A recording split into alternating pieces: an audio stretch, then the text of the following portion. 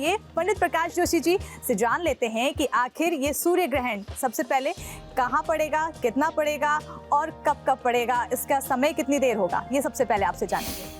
देखिए, सूर्य ग्रहण जो पड़ेगा वो भारत में नहीं पड़ रहा है, तो इसका सूतक का प्रभाव भारत में है ही नहीं। तो भारतीय जितने भी लोग हैं, गर्भवती महिलाएं, वृद्ध बुजुर्ग हैं, उनको कतई ही डरने की आवश्यकता नहीं है, क्योंकि इस सूर्य ग्रहण का प्रभाव यहाँ नहीं पड़ेगा। प्लस ये जो सूर्य ग्रहण है ये हाइब्रिड सूर्य ग्रहण है, यानी कि हाइब्रिड सूर्य ग्रहण। दर्शकों की नॉलेज के लिए मैं बताना चाहूँगा कि अक्सर जब भी कोई भी ग्रहण पड़ता है, या तो वो पूर्ण होता है या आंशिक होता है, या देखा जाए तो कुंडलाकार होता है, उसमें एक रिंग ऑफ फायर जिसे कहा जाता है। अब क्या होगा कि ये जो ग्रहण पड़ेगा तो इसके अंदर ये तीनों प्रकार दिखाई देंगे। कभी ये आंशिक रहेगा, कभी ये देखा जाए तो पूर्ण हो जाएगा, और कभी ये कुंडलाकार हो जाएगा। मतलब एक दिन में ही तीनों रूप में देखा जाएगा। और ऐसा जो हाइब्रिड सूर्य ग्रहण है 100 साल के बाद आया है, लेकिन जो इसका प्रभाव है चाइना के अंदर है, अमेरिका के अंदर, जापान के अंदर, थाईलैंड, ऑस्ट्रेलिया, न्यूजीलैंड के अंदर ये ग्रहण पड़ेगा। बिल्कुल, पंडित जी ने हमें बताया है कि ये हाइब्रिड सूर्य ग्रहण है और ऐसे में ये भारत में नहीं पड़ने वाला है, भारत में नहीं दिखाई देगा। तो वाई राखी जी, आपसे मैं जानना चाहूंगी कि आखिर ये भारत में नहीं दिखेगा तो कहाँ कहाँ दिखेगा, और आखिर भारत में इसका असर होगा भी या नहीं?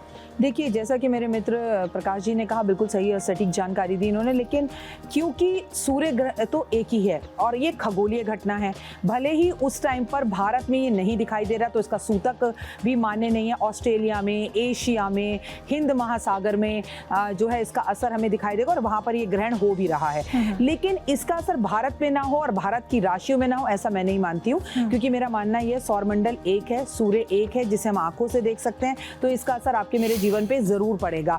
तो हमें भी कुछ प्रिकॉशंस लेने होंगे, क्योंकि ये सूर्य ग्रहण मैं आपकी सुविधा के लिए बता दूं, मेष राशि में लगने जा रहा है, अश्विनी नक्षत्र में लगने जा रहा है। सुबह 7:09 से लेकर 12:29 यानी 30 मिनट तक लगभग रहेगा।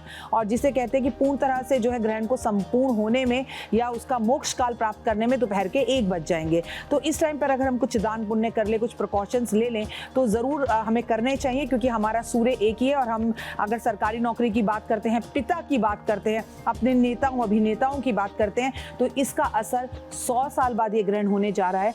असर भारत पर सब पर पड़ेगा। भले ये ग्रहण भारत में नहीं है, पर जिन देशों में ये है वहां तो उथल पुथल होने ही वाली है, पर इसका असर भारत पर भी दिखेगा, क्योंकि ये एक खगोलीय घटना है। और खगोलीय घटना, आपका सूरज, हमारा सूरज सब एक है। और दूसरी खास बात, जिस टाइम ये ग्रहण लगने जा रहा है उस टाइम भारत में भी सूरज दिखाई दे रहा होगा, यानी सुबह का टाइम है, रात का टाइम नहीं है, और बड़ी अमावस है, तो असर भारत पे जरूर पड़ेगा। तो जैसा कि राखी जी